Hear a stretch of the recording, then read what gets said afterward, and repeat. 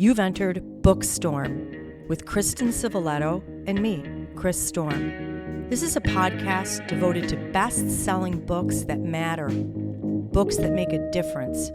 We're diving down deep with beloved authors about their stories. We're exposing hot-button topics and heartfelt themes, the issues that affect each of us in our own lives, as siblings, parents, partners, friends, as human beings. We're braving new ideas, fresh thoughts, hard lessons, and important truths. Those kinds of things that stay with us long after we turn the last page and close the book. Well, welcome back to BOOKSTORM, book lovers literally now all over the world. We are so excited to have Kate White back with us today. This will be the third time she's been on BOOKSTORM podcast because we are huge fans of her writing. And just for the record, when Kate White comes out with another book, we are going to be begging her to come back to BOOKSTORM. Welcome back, Kate. Oh, I'm going to hold you girls to that. We're super excited. We're here to talk about this latest book, The Last Time She Saw Him. And before I get started, as you know, I want to give everybody a little bit of your bio because you've got a great career history. As everyone knows, she is a New York Times and USA Today best-selling author of psychological thrillers. And now I've got to make sure, is this your book number 18? Yeah, 18. It's the 10th psychological thriller. I have a mystery series as well. So it's 18. I just can't believe it. The first one seemed so hard to write that I thought I'll never write another. This does not disappoint. We're going to dive down deep. Kate's books have wonderful accolades and endorsements from people like Zibby Owens, who just announced this is one of her summer read picks. We follow Zibby. We choose a lot of the same authors and books, and we couldn't agree more. Booklist, Library Journal, Publishers Weekly, Book Reporter, and then we have the friends of BOOKSTORM who've been on our show who love Kate's work, like Sarah Pekkanen, Chris Pavoni, Adriana Trajani, Lisa Unger. And as we all know, Kate was the editor-in-chief of Cosmopolitan magazine for many years, taking it to the #1 periodical. But then she transitioned to writing. And I just saw an article that you wrote that sounds fabulous. You wanted to title it, How I Went to Bed, the Editor-in-Chief of Cosmo, and Woke Up Writing About Crime Scenes, Corpses, and Serial Killers. But I want to say for our listeners, it's a great article for anyone in a career transition. It just gives you a little be bold, be ready, and be willing to stretch. I love that. Thank you. It was for a newsletter about reinvention, which I think a lot of people do at a certain point in their lives, but because of the pandemic, it's been on our mind a bit more, perhaps. It gave us all a little courage watching your success. And I'm going to give one little shout out and a little scoop. We love it at BOOKSTORM. We think we have a little scoop. Kate's husband, Brad Holbrook, the retired news anchor, will be reading an audio portion of this book. 2 chapters are from a male point of view, but I like this the best. Kate had him audition. And I said, of course, that's why she was the editor-in-chief of Cosmo and why it was successful. I said to my husband, I got to make you audition for something. I didn't want anyone to accuse me of having a Nepo husband. So Right. I just said, look, because they wrote to me and said, look, here are some women who are going to consider for the narration of the audio version. But they reminded me, you might want a male actor for the 2 chapters from the male point of view. And I thought, I know someone who just might want to do that. So Perfect. I suggested my fabulous husband. It's perfect. We love the book. We're thrilled to have you back with us. Thank you, Chris. Well, Kate, we're here to talk about this wonderful new book, The Last Time She Saw Him. And as you know, I like to give our listeners a little bit of the background, what's going on in the story. I will not give away spoilers. Very, very hard with this book. So, even if I get close, you just give me a signal and I'll make sure I don't. Now, in this story, we meet Kiki Reed. She is heading out to a party at a friend's house in the Connecticut countryside. She's a little nervous. Her ex fiance, Jamie, is going to be there. And, he's a great guy, but he wasn't the one. And the last time she saw him was when they broke up. So she's not sure exactly how this will go. Now, what's nice is when they meet face to face, it's actually a very nice exchange and very pleasant, although brief. Right. And everything's going very well at this party until at the end, when everybody hears a very sharp noise. It sounds like a gunshot. People run outside, and we find Jamie is in his car, and it looks like he is dead from a gunshot wound. Mhm. Now, I'm not giving anything away because that happens, right from the get Right. go. Now, she is grieving, she is shocked, but Kiki does not think that Jamie did this. This was not self-inflicted in her mind. She knew him even though they had broken up. She knows his character and who he is. So she goes on a search. She starts pushing boundaries a little bit to gather information. And that's where we start to see this wind up and become the thriller that it is. Again, I'm not going to say too much, but just we enjoyed watching her mind work and how she just dove in. There is a lot of intrigue and a lot of mystery and a lot of thrills. Did you want to add anything to that background? No, that's absolutely great. I so appreciate that description because so often you're asked to give it yourself. I would say the only thing that was fun for me is to come up with a title that really wasn't just like, hey, that's a clever title or an intriguing title, but a title that reflected the book so well because the title is the last time she saw him. And as Kiki becomes more and more convinced that Jamie did not take his own life, that he was murdered, she realizes that whoever murdered him must have been at that party. So she has to reflect a lot on the last time she saw him. What was he saying? What was his mood beyond bittersweet because of running into her? Who else did he spoke to? Because she realizes that could be a clue to who did this to him. Yeah. And isn't this the question we always ask ourselves when we lose someone? When was the last time I saw them and what was their state of Right. mind? How did Yeah. I react? Right, right. Oh, I do that for sure. Absolutely. And I love the whole premise of the book because you showed the reader something very important about relationships, friendships, and love. And I want to talk about Kiki's relentless pursuit of truth regarding her ex fiance, Jamie. Their engagement was broken off. She was purposely not invited to attend the memorial, but she was the only person fighting for justice for him. This speaks to all people who've ended an engagement, broken off a relationship, or even divorced. You showed us that we're still allowed to care. Why is our society so judgmental? Are we really allowed to say who can care or who can love someone in a new and different way? That's such a good question. And I don't know if I know the answer to it, but it's certainly what I wanted to explore with the book. We lead longer lives today. We marry later if we marry at all. And so there's more than a small chance that you will have past loves in your life. And I just, so many of my books involve a daughter-in-law wondering who killed her mother-in-law or a sister wondering who killed someone. I love the idea of exploring what if somebody you don't have any agency with anymore died? Just as you said, what are you allowed to show that love? And I was influenced with this book by a situation with one of my closest friends who we always wondered what happened to this fabulous guy she'd been in love with. And one year we found out he had died. And it was just like how strange it is because you aren't allowed to grieve with the family. And I kind of just took it from there. What would that be like? And of course, that adds to the hurdles Kiki has trying to prove he killed himself, didn't kill himself, because everyone's telling her, butt out. This isn't any of your business. You're not his fiance. You're not his wife. You're somebody was no longer in his life. You know what I loved about it? It also showed us that when we're in a relationship, we do know someone very intimately.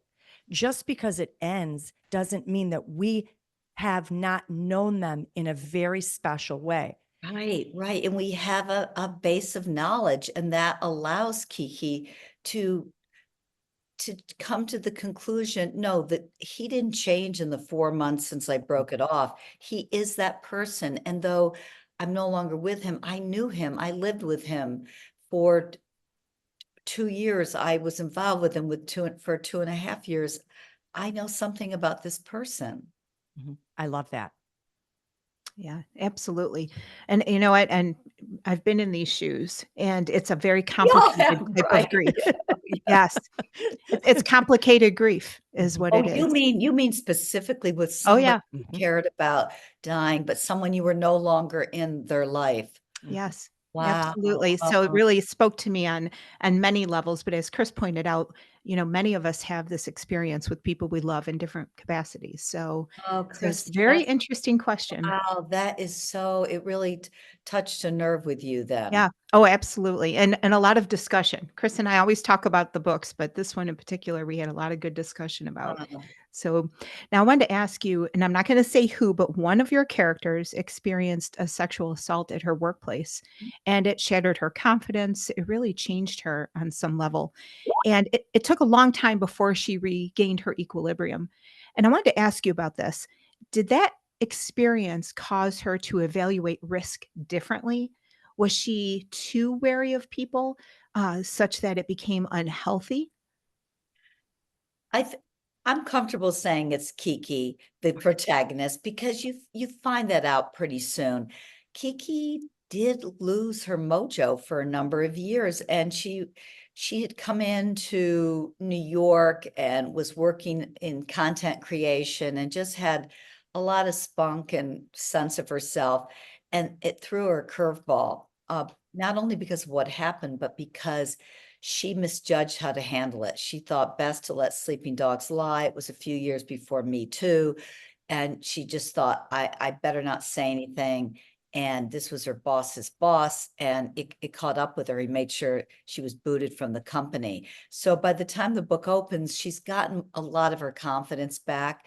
And for me, that was interesting. One, because when I first moved to New York, for a variety of reasons, I had a lot of the confidence sucked out of me just because of the city being the city and the challenges. And it took me a while to regain some of the confidence I'd had in college and being a Glamour magazine top 10 college winner and being a little sure of myself then. And also, I actually had something happen to me. It wasn't a full-blown sexual assault, but the head of a publishing company that I was doing a major project for jumped me in a taxi, and it it really threw me. But I didn't realize till years later what the repercussion was. They had spent a lot of money on this book, and to my agent and my surprise, they took down the print run, and we never understood why. The book still did really well, Yeah. but many years later with Me Too, I realized I bet it had to do with the fact that I rebuffed him, that this was the payback a month later. So I kind of work both those things in because I do tend to borrow from my own experiences in little ways for every book. Yeah, and we appreciate you sharing that because I think a lot of people have had similar experiences, and you do tend to doubt, was it something I did? Does that mean I'm not competent? And it was because of this. So I Right, appreciate that. And I also love the fact that you explored this idea of, how does that change you going forward? Do you become overly suspicious, right. overly wary to the point where you are closed to new relationships? Yeah, I think it's always good to have a certain amount of paranoia and just be smart about why is he asking me to come into this room? Why is he asking me to meet at his apartment? Or beyond things to do with that might have to have a sexual component to them. I just think a healthy dose of paranoia is good. My husband says I'm too paranoid, but I feel it served me well. But you don't want to go so far. You want to leave yourself open. And I think a lot of it comes down to evaluating your experiences and developing a common sense based on them and judging things from that. Yeah. That's Absolutely. important. I think we can all relate to that. If you're a woman in business or with any kind of career, I bet every single one of us has some type of an experience that they recall. And I'm grateful for that Me Too movement because it's risen up. And thanks for weaving that into the story because we saw Kiki grow stronger because of it, which is what our hope is for each of us. Now, Yeah, of course, yeah, I so agree, Chris. Yeah. I'm going to go back to my favorite topic, which is love. So, someone, Kristen says, you love to talk about love. I said, I can't help it. I just do. Someone in the story thinks this love is about the risk, and risk is what I preach all the time. And I hope to take more of them myself. But I also warn that there are smart risks and dumb ones. And it's essential to know the difference. I insist people ask themselves what benefit might result from a decision, but also what harm. Wow. There's some wisdom right there. Now, in my older age, I have become a risk taker. I Mm. understand my time limits a little bit more. Can you expand on this theory, its rewards and its dangers? Right. Well, Kiki is a career coach, and I use a lot of my experience writing books about career success. And I also interviewed a bunch of career coaches for this. And I have a couple of moments in the book where they're just short, but Kiki is doing Zoom calls with clients, and she is also thinking sometimes about what she advises clients. And so she reflects back on something about that she would say to a client, but she's applying it to her own situation in terms of love. And this is actually something I learned when I was at Cosmo, because the Hearst Corporation that I work for is a great corporation. And the top two guys there often talked about the importance of smart risk, that they saw one of the biggest mistakes people make were taking risks and not being smart about them because they stayed with something after it was showing that it wasn't going to work. And their whole theory was get out fast if it's failing, fail fast. And in other words, if you keep doing the same thing, don't try to just tweak it, make it better. Tell yourself, hey, this is not working. I need to cut my losses quickly. And so Kiki talked about that not only in terms of professional stuff, but also love too. You want to take risks, but you also want to be open to not editing to yourself what's happening. If he's not calling regularly, if he doesn't seem to be there for you, don't try to make it better. Read the handwriting on the wall. That's good advice. It's realistic. I think sometimes we want a certain answer so badly that we ignore the red flags and Yeah. we want to believe it's going to happen. That's the difference between, and I am a risk taker. I'm a very big believer in taking risks in life. But you brought it down to some good old common sense there. Make sure they're wise. It's good Right. advice for anybody. Right. It's funny, years ago when I was doing a talk on career success, I met a woman who was in the insurance business, and she said that's really all that is looking at how big of a risk something is and not going into it if it's too big of a risk. Mhm. Absolutely. Well, speaking of advice, Kiki's friend Meg tells her something that I thought was very interesting. And this is a quote. She says, "There's answers we may never get in life, and we have to be okay with that." Now, Kiki was not. And do you think that that must know mindset can sometimes push somebody into emotional distress? Maybe it could be debilitating. And doesn't that eliminate room for intuition or maybe the unexplainable? There's a great line I love in the book, All the King's Men, by Robert Penn Warren, where he says, the end of man is to know. You open the envelope because the end of man is to know. And we do want to know. And that's what's driving Kiki. She wants to know for sure that her ex-fiance didn't kill himself and she's not responsible. And then she wants to know who did murder him. But I also think there's in terms of how well we know somebody, we have to accept the fact that we can't know everything. And that what's Meg is trying to tell her, because even at the, she does have certain questions about her ex-fiance, Jamie. Did I not know him really well?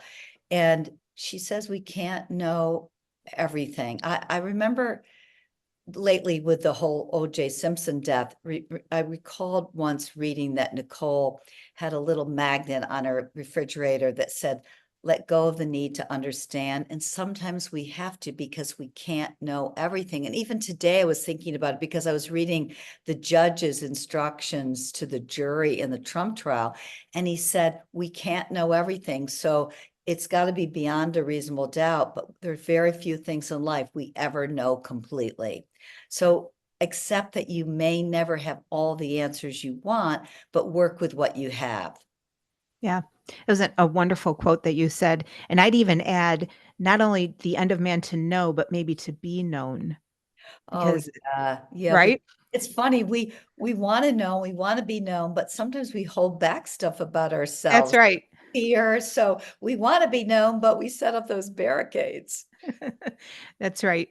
Well, first of all, we loved having you back on the show. And of course, we're going to beg for you to come back many, many more times. But Can we just book that right now? we could do that. Thank you. Thank you for always returning. Yeah. Just a joy for us. We're Oh, big thanks, fans. guys. I You- just love it. Love being with you. Wish I could do it in person sometime. That would be Absolutely. fantastic to make Maybe that at next happen. year's Thriller Fest, we can Yeah, make wouldn't that that be happen. fun? Oh, that would be And so great. and Kate, we were wondering if you could maybe just give us a little clue what's on your radar, if you can let us know, because I know it's always a little dicey, especially when you're writing thrillers You mean what I'm writing now? or Yeah, working on. I just finished a book. It's with my agent that I love. It's about a woman who begins to realize that the person who killed her daughter might actually not have as horrible as he is. She might not be one of his victims. But the first 6 or 7 chapters take place in Uruguay, where I live in the winter, and she returns from there.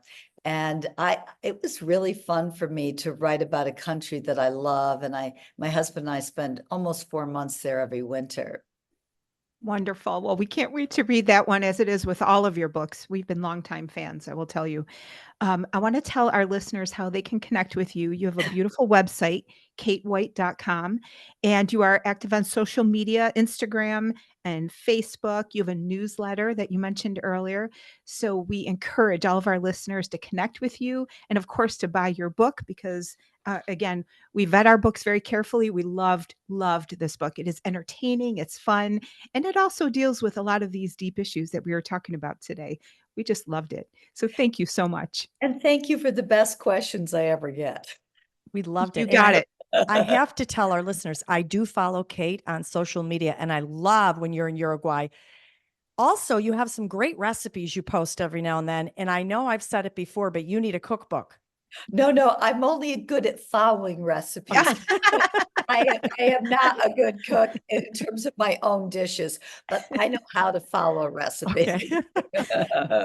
Thank you. Thanks for sharing. Thanks so So good much. to see you. As usual, another fantastic interview with Kate White. I love when she brings in her past experience as editor-in-chief of Cosmo and her career history. It's just something that we could all learn from. And I just loved all of that.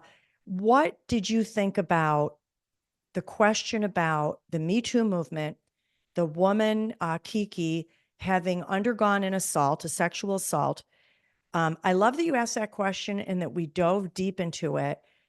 And I had to say, I like the way that Kate said she's paranoid, because I'm a very big believer that if you have a sixth sense, if you feel something is off, turn around, get out, don't go in. Even if you're wrong, what can it hurt? You're preventing yourself from danger, or you're just being cautious. Have you ever Yeah. had that feeling, Kristen? Oh, absolutely. I mean, I think fear is a life preserver, right? When you have a little fear about something, it keeps you alert, you are paying attention. And I think this book dealt with that underlying theme of can it go too far, where you become suspicious of everything. In fact, that was one of the interesting things in this story. I kept wondering if Kiki was going too far in processing her trauma and then responding to others and her suspicions. And I kept half wondering, has she gone overboard?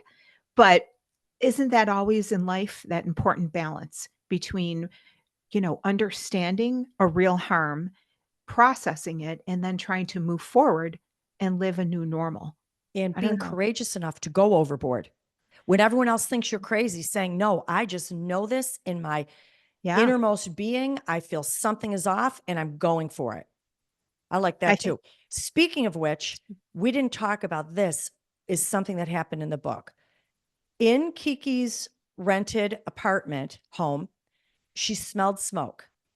For a Mhm. while, she was the only one who could smell the smoke. I loved this. I thought this is something we can relate to.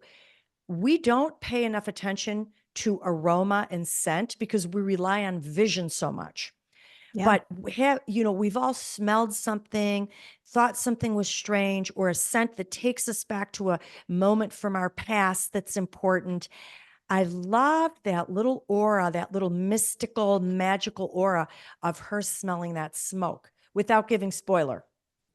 Yeah, I love that too because it was also symbolic. I mean, it was both literal and symbolic in so many ways because, she was sensing things that other people either ignored or weren't paying attention to. And so I loved that that was also symbolic of that aspect of her personality. And Oh, I again, like that. I right? like And that that. was Smoke danger, maybe? oh, yeah, That's good. absolutely. And also this idea of, where there's smoke, there's fire. And so there's something bigger going on than perhaps what people Mm. could perceive. So I loved that part of the story as well. You and I both kind of zeroed in on that as something that was intriguing on a Oh, couple different levels. I wish we asked Kate if that was if she intended that to be symbolic, and she probably did.